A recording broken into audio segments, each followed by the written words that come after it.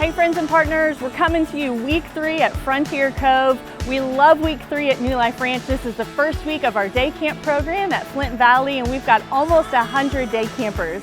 This week out at Frontier Cove, we have 262 junior campers, and we have 295 campers at senior camp this week, our largest senior camp week so far this summer.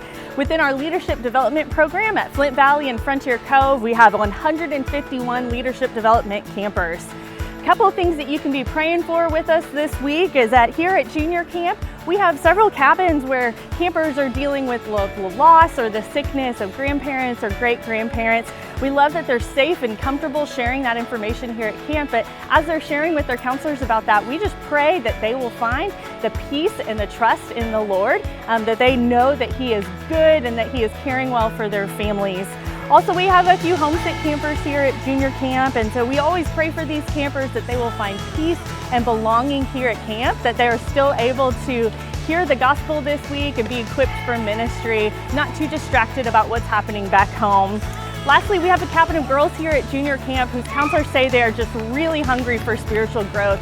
Our prayer is that even as they leave New Life Ranch, they would continue with that hunger and that they would continue to be a light for Christ when they go back home. At senior camp, a couple of things that you can be praying for is some cabins that are just having a hard time being vulnerable and opening up. We would ask that you pray with us that that happens, that we see open hearts and kids being receptive to hearing the gospel this week and really taking advantage of all that they can learn and experience at camp.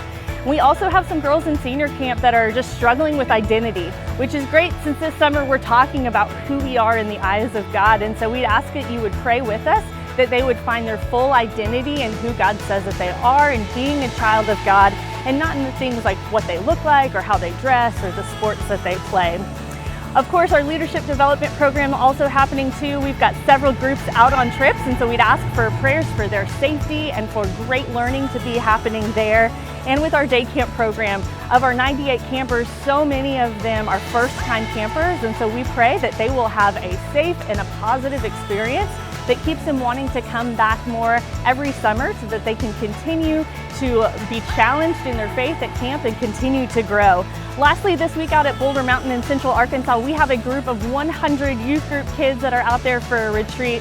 We just pray great ministry happens as they're out there for 5 nights this week. We'd ask that you pray with us, that there would be clear presentation of the gospel and that lots of kids would have the opportunity and the open hearts to receiving that and responding to that call from God in their life.